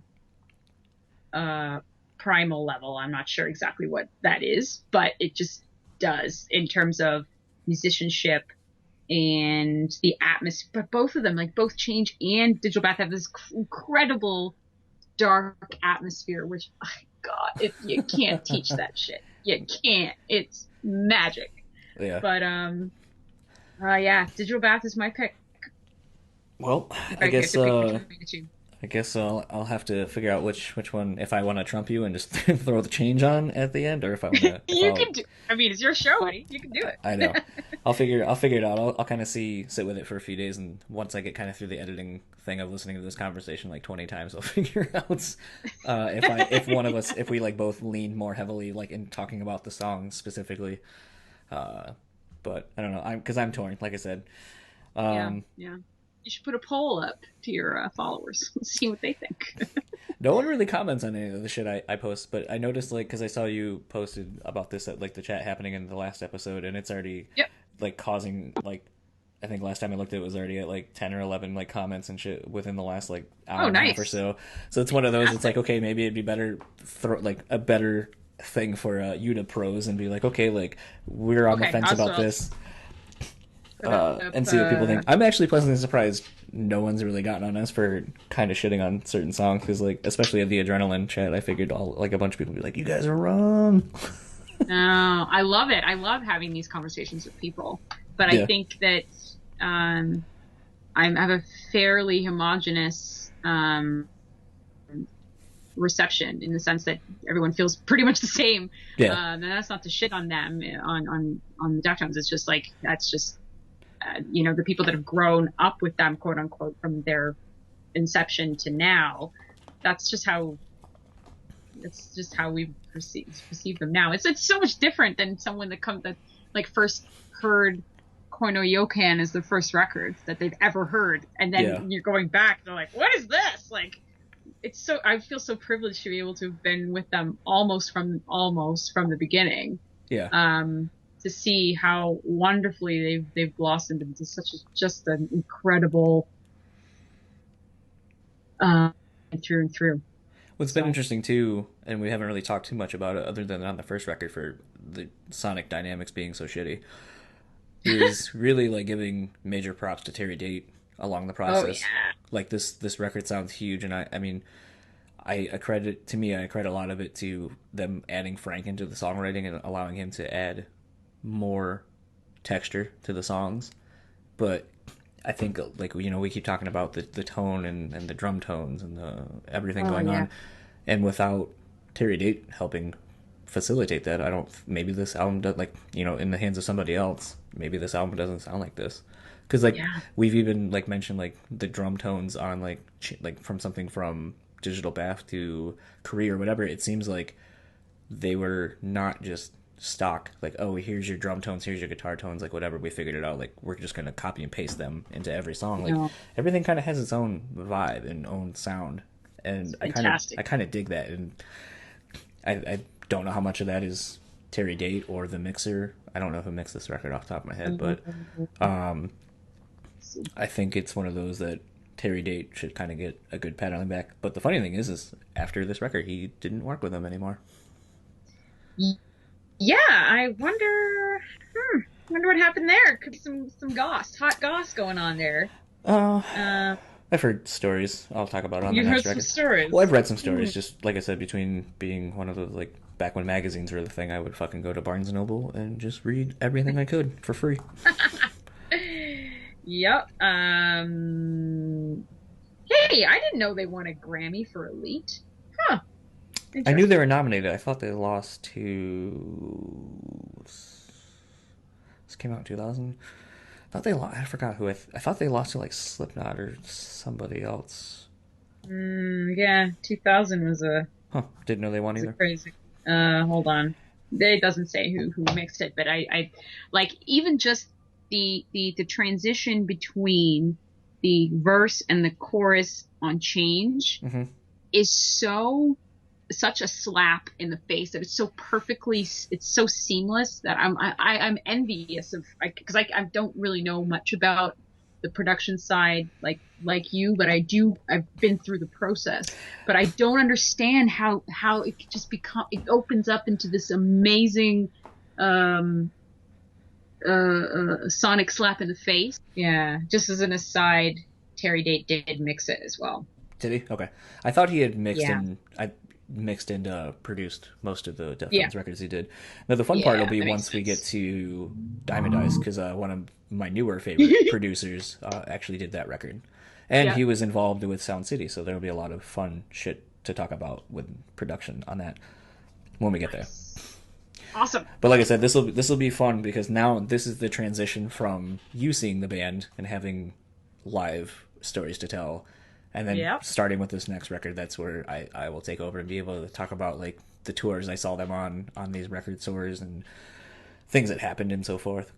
Like, the next record, it'll be fun because that was the almost like 10 years ago, seeing pretty much this exact same tour, just without Rise Against. Yeah. Seeing them on the self-titled, and we can talk about the beginning of Fat Chino, although that was kind of on this record. Yeah, it was. I noticed it when I met him too, because I met him on this tour, and I'm like, oh wow, you look really different. Like he, and of course, like he was my poster boy for most of my Davy teenage Jones. years. So I was like, whoa, what the hell is going on? And then people were like, maybe drug use, nobody knows. But I mean, that's his business. He can do whatever he wants. But it was very obvious that something was not going well or something. I don't know. I don't want to, fat shame anybody or whatever. He can do whatever he wants with his body. But it was like, whoa, okay, all right, that's a thing. Yeah. And he was very noticeably, like I said, very docile person, low energy person when I met him. So it was like kind of teenage dream crushing, but because I expected him to kind of be this really intense guy, but he's not at all, like at all. I don't know if I want to tell that story. You've teased it over the last 2 episodes. I know, that's true. Well, there were many Chino stories. The first time I met him was between just at the end of Around the Fur. They were finishing the touring that record, and that was in 1997. Then I saw them a year later, in 1998. Actually, no, sorry. The second time I saw them in 98 would have been the end of the Around the Fur tour. Hi, puppy! She's about ready to play. She's like, stop talking. I have to pee. Anyway, yeah, so there's been so many different times where I've encountered either Chino or Steph. They've been really strange encounters in the sense that, like, meeting your idols and then being like having this idea of them in your head, and then when you meet them, it's like completely opposite to what you thought. And at any rate, so I'll tell you the most memorable story out of all the times that I've met them, was my birthday in 2001. They were touring with Taproot and Incubus, and we'd gotten tickets and backstage passes to go see them on November 16th, 2001. So, no, it would have been 2000, sorry, not 2001, 2000. So, I was ecstatic being able to see them on my birthday. It was like the best present ever from the girls, from my bandmates. So we go there, and of course, everybody knowing that I had this huge crush on him, they're like, okay, we're gonna mess with Fallon, because like that's what your friends do. So Mercedes ended up telling Mike, the guitar player from Incubus, that Fallon has a huge crush on Chino, so you should tell him to go and talk to her. And I had no idea that this was happening, and I'm sitting there and they were playing in this like arena, and like a hockey arena. So they're dressing. Their green room was literally like a hockey like locker change room. Yeah, super awkward and strange. So I'm sitting there, minding my own business, and he comes and he sits beside me, and I legitimately wanted to vomit all over myself because I'm just like, oh my god, like, like the fangirl in me was she died. I don't think she's ever been resuscitated. She died. I rest in peace. So I'm sitting there, and the first thing he says to me, he says, do you like magic? Like The Gathering, or like real magic? I'm like, pardon? Do you like magic? Yeah, I guess. Yeah, I didn't know what to say, so then I'm like, I practiced a little bit of it in high school or something really super bizarre, and I'm like, what the hell did I just say? So he's like, yeah. Have you ever seen David Blaine, man? David Blaine is a fucking magician. He's cool. I'm like, Yeah, Chino. David Blaine is super cool. Like, what the hell do you say to that? What do you say to that? I was like, I've met this man a handful of times, and then the time that I actually really have an in-depth conversation about anything, we talk about friggin' magic and David Blaine. So he's going on, and it's like 10 minutes of him just talking about how great David Blaine is and how he's like a sorcerer or something like that. I stopped listening after a while. I'm like, oh God, this is ruining every single teenage dream that I've ever had. Like, please just stop talking. Like, please. But it was in I'm joking, but at the same time, I was a little bit horrified because I was kept on saying really weird things in response to his really weird things. So we're two peas in a pod in that way. And then he said, well, I gotta go. I gotta get ready for the show. I'm like, have a good show, sir, or something really awkward. I'm like, why did I say sir? Oh God. And anyway, so he leaves, and then Mike comes. Mike and I hung out a lot on Ozfest, and he's an awesome guy. He's like, so how'd it go? I'm like, I friggin' hate you. Why did you do that? Don't do that. That's not cool. She's like, so? He's like, come on, like he's a nice guy, right? I'm like, dude, no. I said some weird things. There was weird things happening in that exchange. It was not a comfortable, good experience at all. Mike, I think you're a dick. Like, please don't ever do that again. But at any rate, so then at the end of the night, Mercedes has this sort of like she's very much a low key kind of she likes to play pranks on people and whatever. Right. So she comes up to me. She's got this big shit eating grin on. I'm like, what did you do? What did you do? She's like, she pulls this shirt out of her like jacket or whatever. She pulls this shirt. I'm like, what is this? Whose shirt is this? She's like, I stole Chino's shirt after his shower. And this shirt was soaking wet. Yeah. Soaking wet because he had just performed, and she freaking goes into the change room, steals his shirt, and it's sweaty and disgusting and whatever, and I take it from her. I'm like, you stole his shirt? Dude, what the hell are you doing? She's like, yeah, he was just like showering or whatever, so I just took his shirt. And so I had his nasty ass shirt. Yeah. For I only got rid of it recently. I kept his friggin' nasty shirt for years. For 15, 16 years I kept his shirt. I had it, I never washed it. I put it on my wall, and it stunk like curry after a while. I'm not even kidding you. Like, ask any one of my friends, they're like, Fallon has his shirt on her wall. So that's a super embarrassing story, but you know. Hey, you know what? I told you mine when we first started the first chat we did, where I was like, I had a crush on you in high school and had your photo in my locker. So I think it's only fair that you tell an equally embarrassing story. We're equal. All right, so Chino, I'm sorry if you're hearing this, because we do have mutual friends. So I'm always like really hesitant to tell these stories, but at the same time, I'll go ahead and send this to the PRP and have them. Oh God, no! Please don't.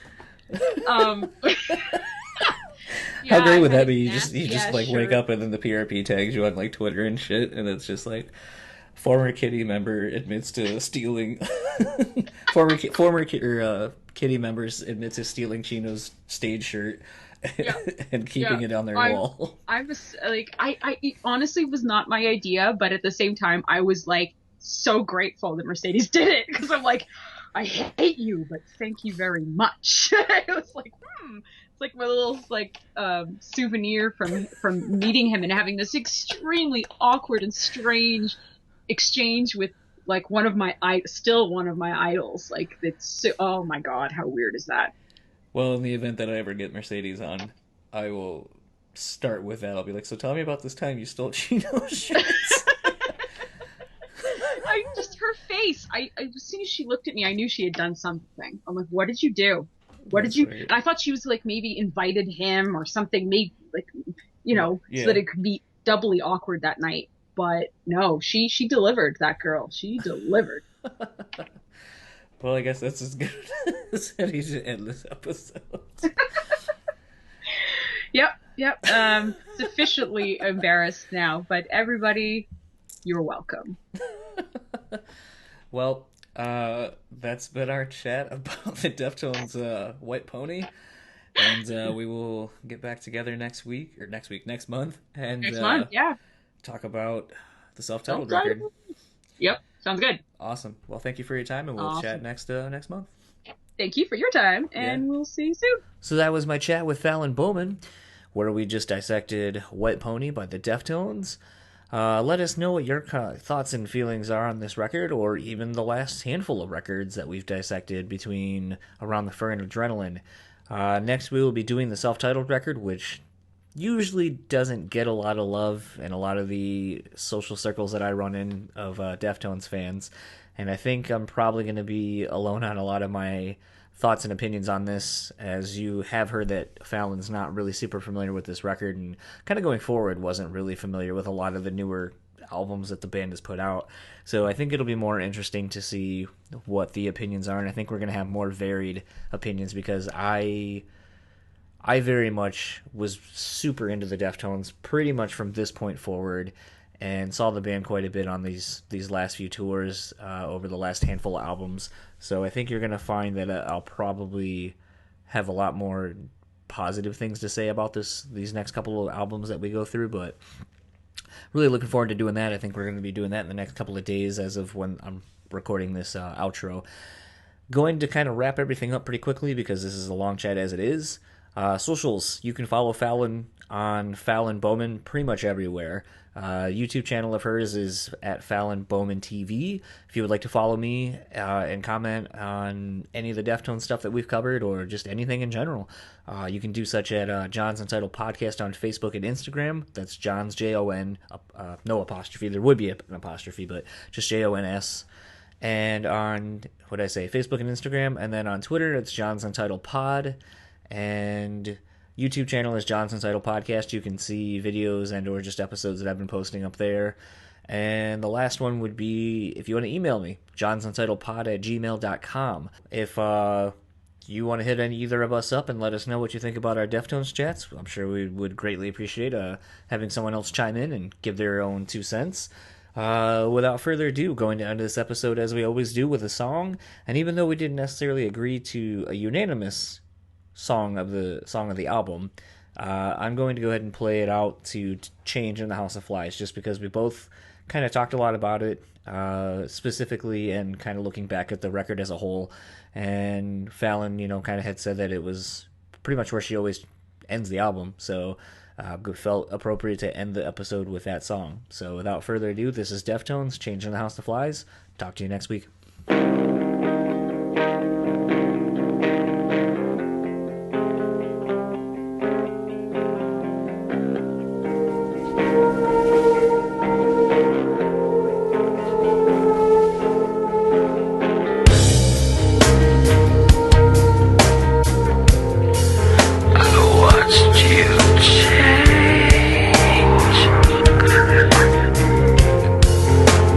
Into a fly.